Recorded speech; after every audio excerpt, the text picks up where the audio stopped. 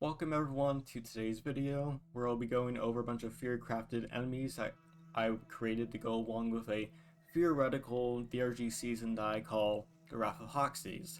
So there's two main goals I had with creating these enemies. First is to fill out some of the biomes that had a little bit less hostile unique creatures with some to match, Glacial Strata and Radioactive Exclusion Zone. Like Fungus Bogs and Mamcore have basically no unique enemies, so it'd be kind of nice if we fill those up to make them a little more of a unique biome to match, again, the other biomes that have a lot of unique stuff in them. And second is to go along with a theme of Hoxxes is pissed, basically, where after DRG tramples the place, the Rival Tech Corporation tramples the place, then the Rot Pox happens, mysteriously and out of nowhere, tectonic activity occurs and cracks up in the crest of Hoxxes, and stuff starts pouring out to attack DRG personnel. And kind of go along with the idea that Hoxxes is pissed and it wants everyone off it, basically. And kind of go with that idea of stuff coming up from the depths to attack the dwarves. So yeah, this is definitely a video idea I want to do for a while, but it's never had time to do, but now I have more time to commit to it, so yeah, I'm very excited to go along with all the ideas I came up with. And I hope you'll enjoy. And also I made all the art I am about to show off is models I created myself. They're a little bit rough because I'm still not great at Blender, but just enough to give you a vague idea of what I'm talking about, like a visual example. So yeah, if you're curious about that. So yeah, let's just get started from the top and hope y'all enjoy the video. The Hoxxian bog leech is a particularly large variation of leech found within the large fungus bogs found on Hoxxes. Roughly similar in size to a Glyphid swarmer, these creatures form into small colonies that roam through their fungus-filled habitats like packs, the swarm prey larger than themselves, dragging them down into the muck so it can be easily fed on.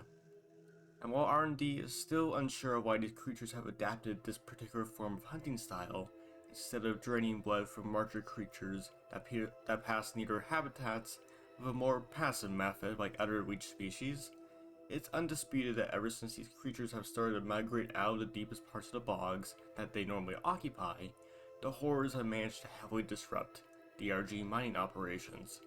Particularly adapted to their habitat's hostile environment, the muck and slurry that coats many of the surfaces of the fungus bogs don't slow down the leeches unlike the rest of the fauna native to Hoxxes, and combined with their habit of coiling up their bodies and lunging at prey, they are more than capable of swarming and dragging down a roan dwarf that managed to become stuck within the slurry of the bog.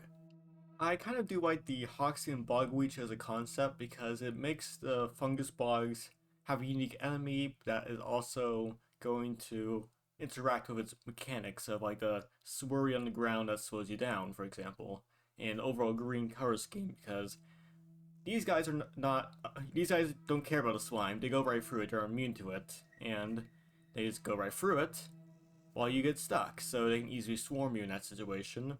And it makes them a little more interesting since, they're a swarmer variant, so sure, while a swarmer may have a pinkish color that'll make them stand out in the ambient light of the caves, these guys have a more greenish color, so they'll blend in a lot more, so not only are they going to be harder to see, but they're also going to be moving a lot faster than the swarmer in those areas, because the swarmers will get stuck, they'll get slowed down, while the leeches just go right through it. They're just little speed demons, basically.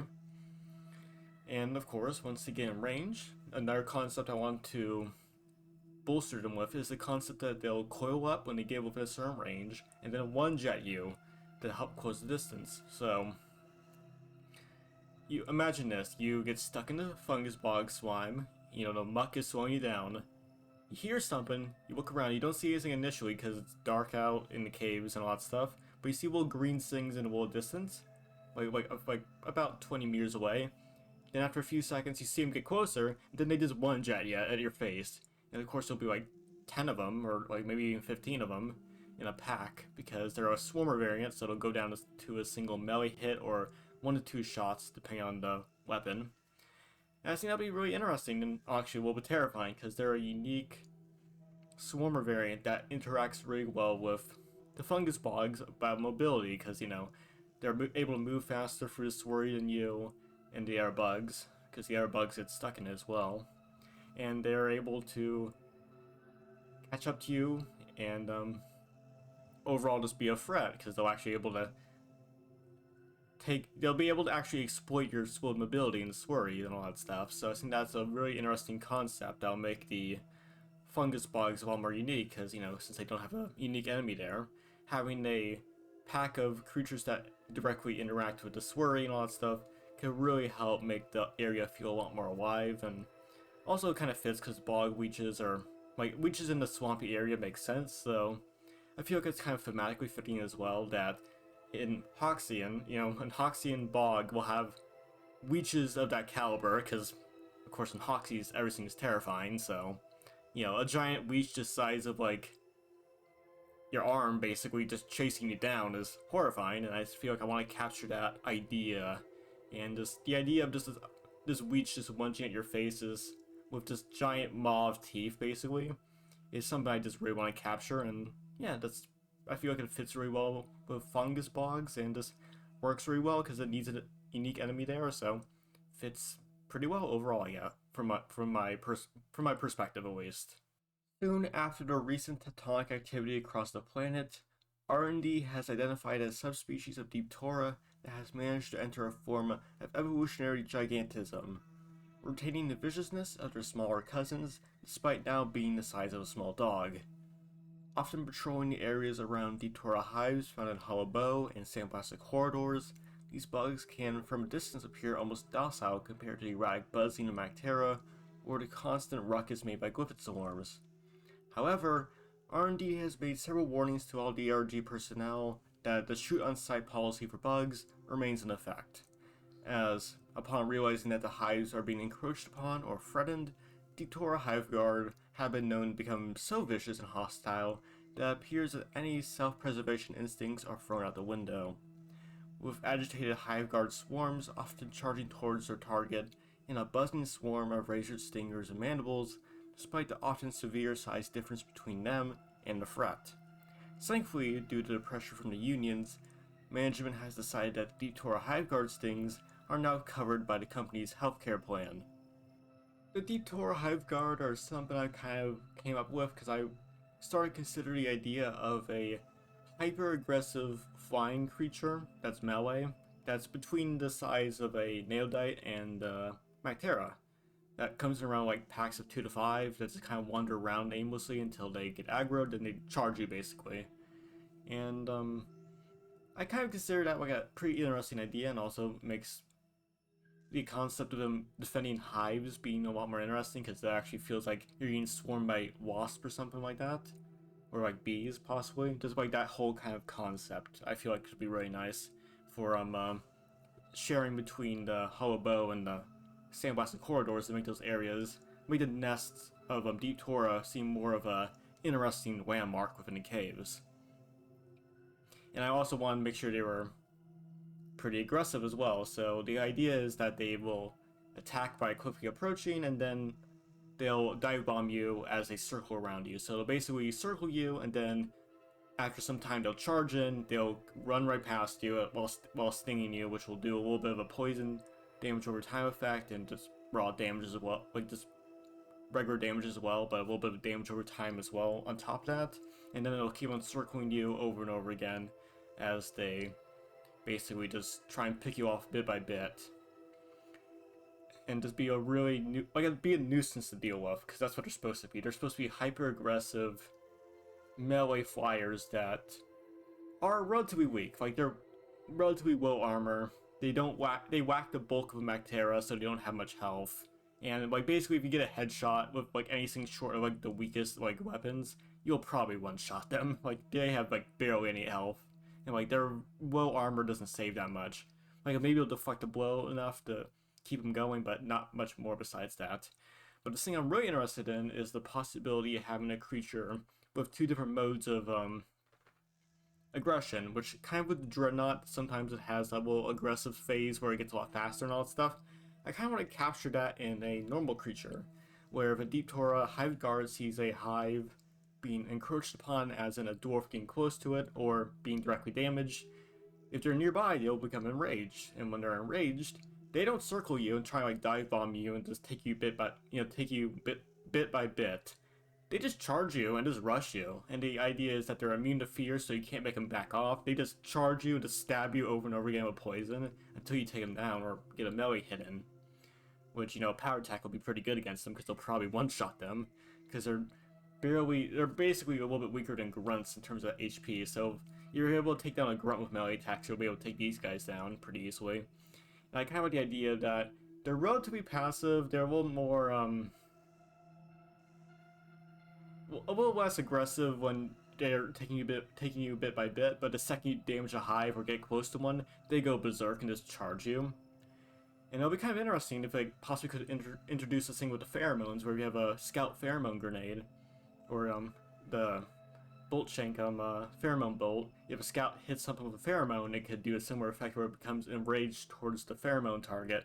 I think that'd be a pretty cool interaction as well. So, I feel like just having a hyper-aggressive, fast-flying creature that's melee is a really interesting niche that DRG doesn't have yet. And tying it in with the hives of the Deeptora and all that stuff makes it have a little extra depth that makes it a little more fleshed out besides just creature that just charges you. So there's a little bit more nuance, and you got a pheromones thing could be interesting. So I feel like just getting a niche enemy like that to fill up the roster a little bit is pretty interesting. It also makes the Deeptora a way more interesting species as a whole, because it shows that there are large Deeptora, and they're pretty they're pretty angry sometimes, so to kind of go with that whole concept. But yeah, just having an enemy like that is probably a overall great thing to have, just because having a melee creature that's flying isn't just a Neodite or something that's relatively weak like a Shredder is relatively interesting. Having it being armored as well, even if it's lightweight, is pretty interesting as well. Appearing to be a distant cousin of the Ommoran Hearthstone, these stone-like entities have started to appear within the Azure World ever since the recent tectonic activity.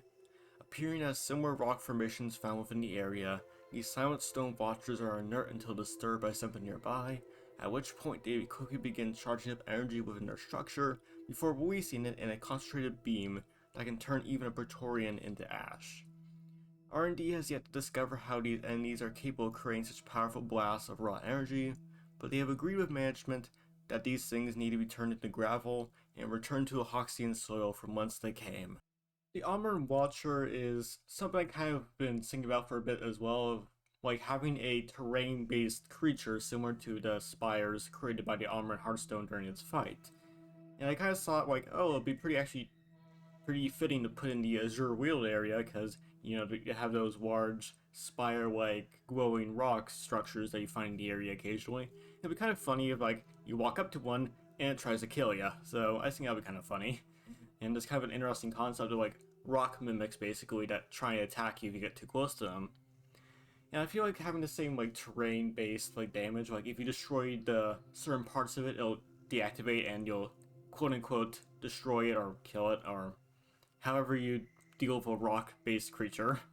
And I think I'm kind of interesting. And of course, I think like the idea of a slow-moving laser similar to the Ommoran Hearthstone fight, but it's actually targeting the dwarves, doing like fire damage and like slowly following the dwarf trying to catch up to it, and like burning anything like in its way. Like you can use it to take down Glyphid grunts and like maybe even a Praetorian if it gets caught within it long enough.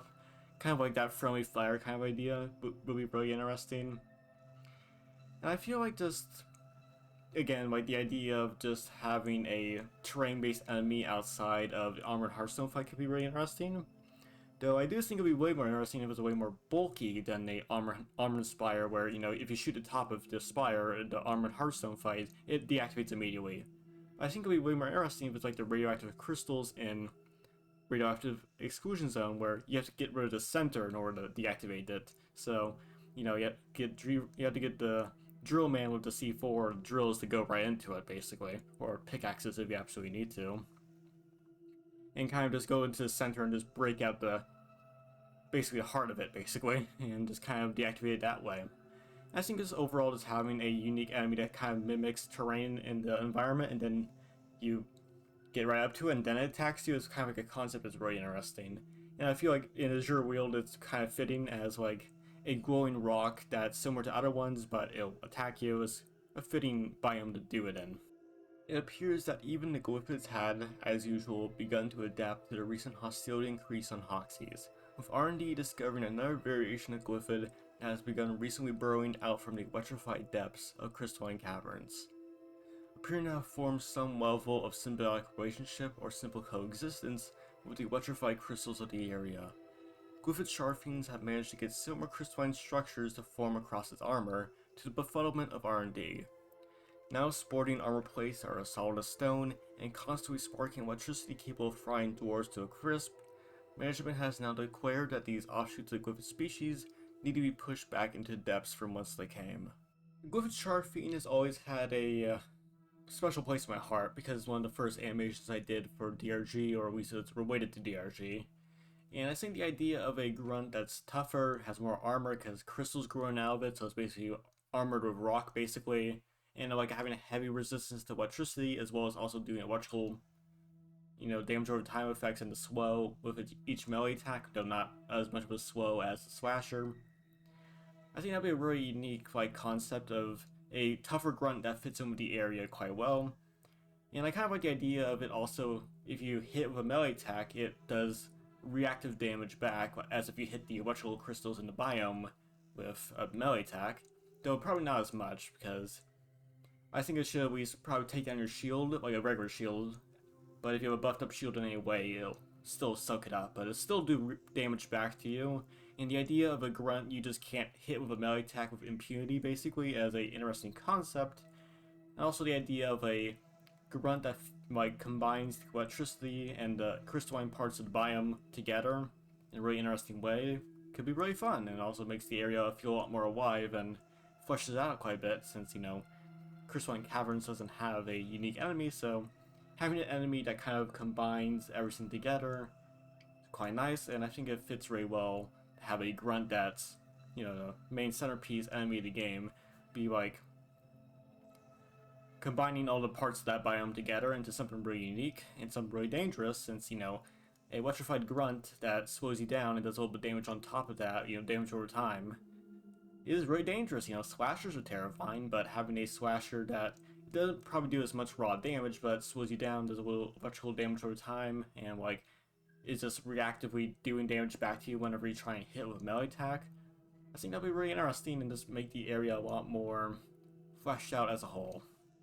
Another example of the Hoxxian ecosystem's ability to adapt, the Myloka were originally thought to be some form of giant airborne flatworm. However, due to the efforts of R&D, it was discovered that the Myloka are actually a colony of microscopic organisms that use the light weight of the colony's structure and fin-like limbs to float upon the air currents flowing through the various caverns of Hoxxes. Though despite their simple nature and the exclusive diet of silicate that is floating through the air, they aren't to be treated lightly.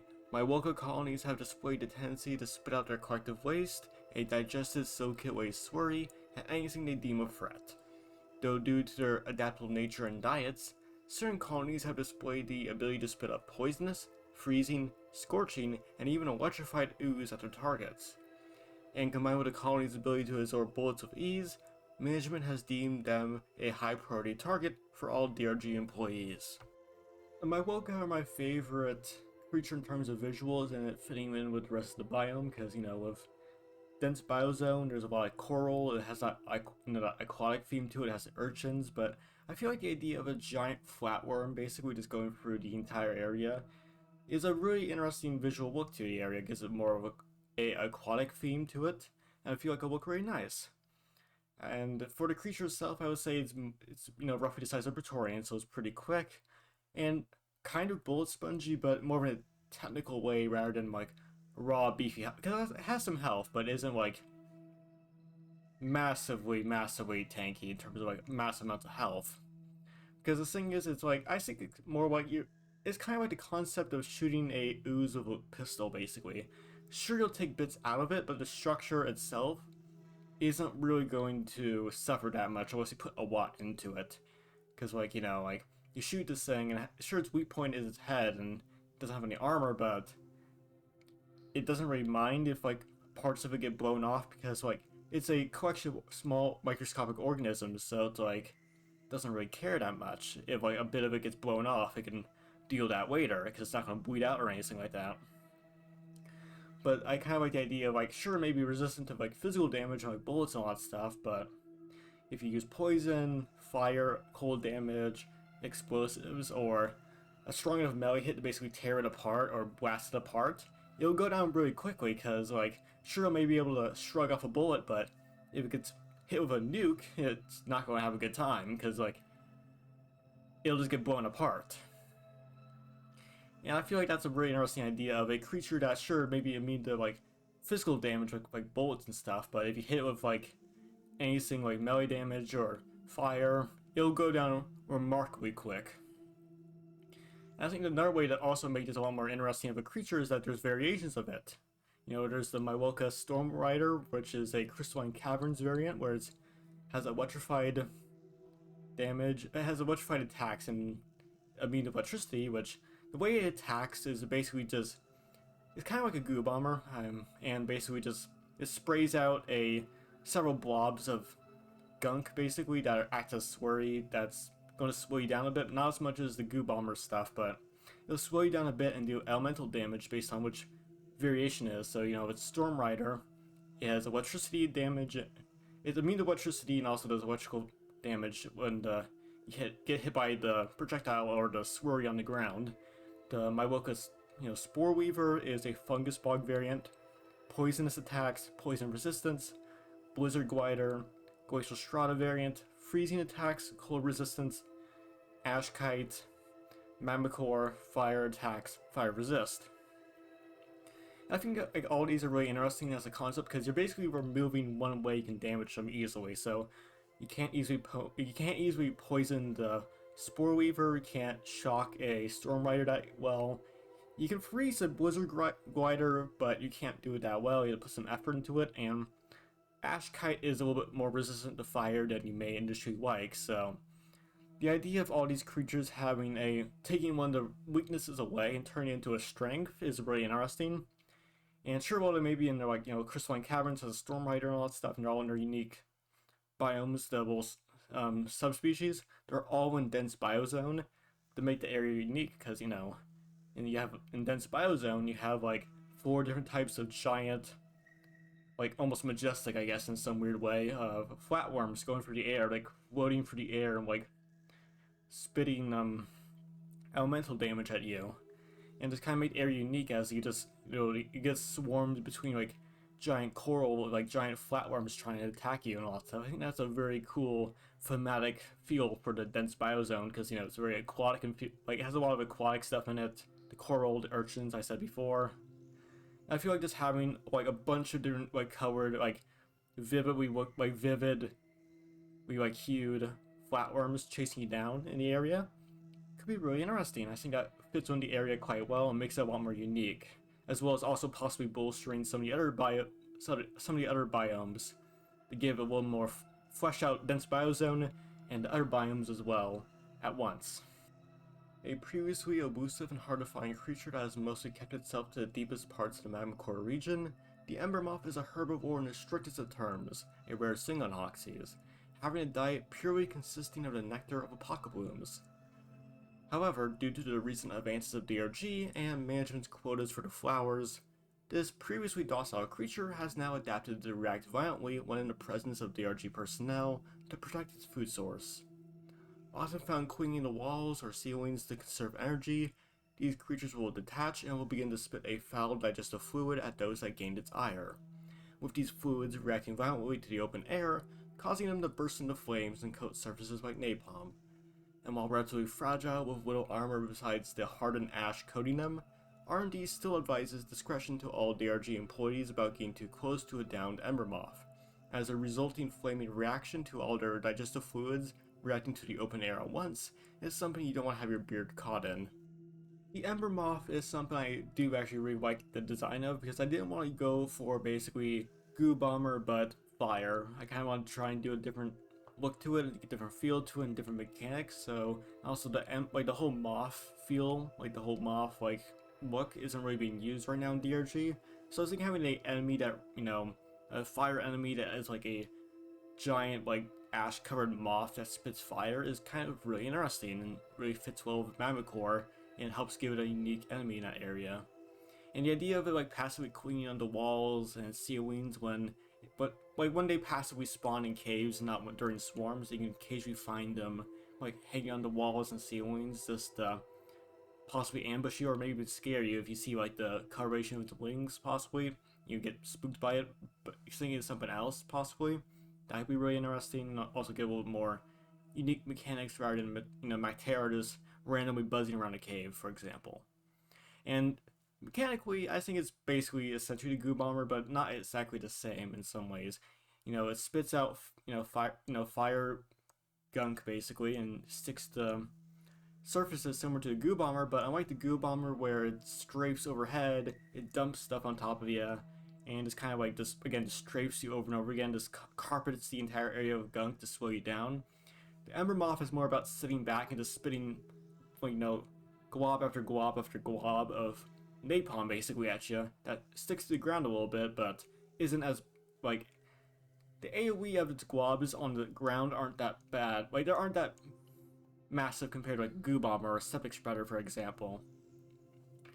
And I feel like the idea of it also being relatively weakly armored, because it's just basically just a moth, it doesn't have that much armor, so it's mostly just it has some a limited amount of white armor on it due to ash sticking to it. But the idea of it possibly, when it goes down, it then soon explodes into a small fiery blast that sticks to the ground for a bit, like a small incendiary grenade. I think that's a very cool idea, makes it a lot more unique than Goo Bomber, while also kind of keeping the theme of it. Instead of, spraying goo everywhere, it explodes on the ground and covers the area of fire and makes it a lot more thematic for the area, and gives a unique look that makes it more distinct than just Goo Bomber but fire. A truly concerning entity that has begun to appear across the entirety of the planet since the tectonic activity rocked the world to its core.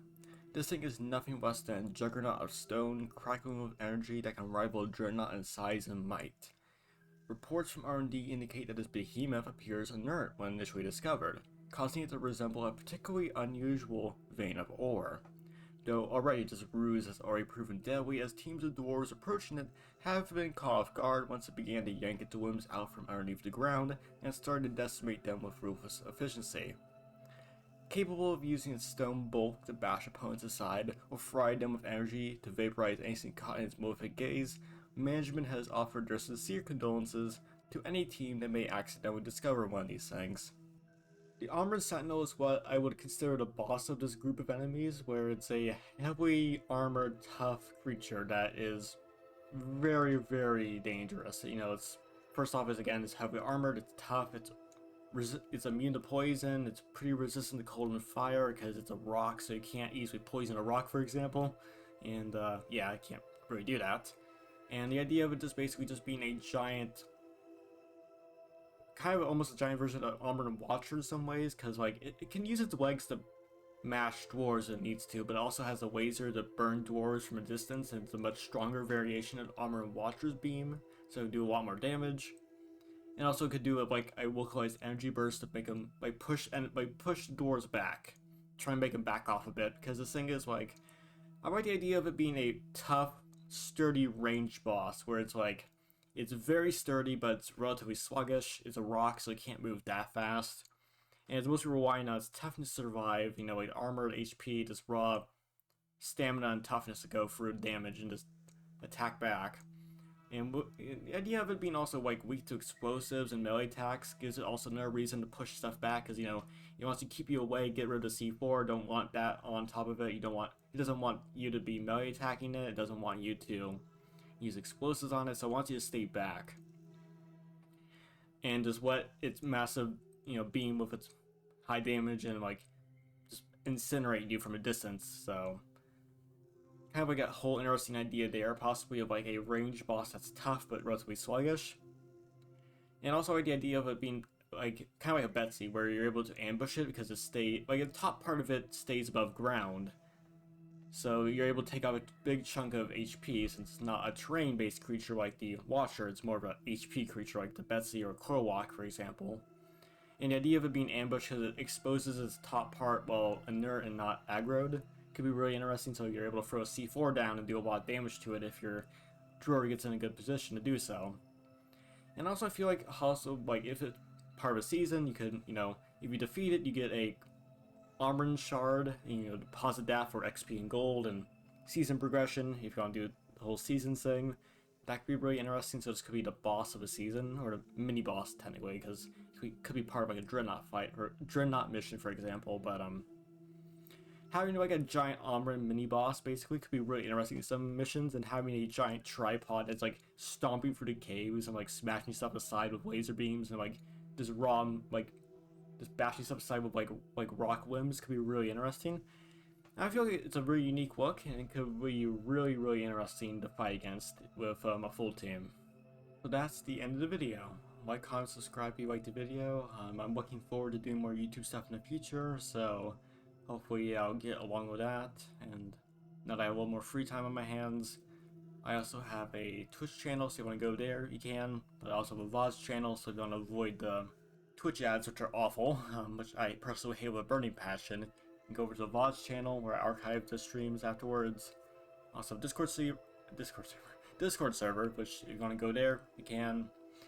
And yeah, again, if you liked the video, that's great. And yeah, please stop by, everyone. And yeah, like, comment, subscribe, and see y'all guys next time. Good night. Ciao.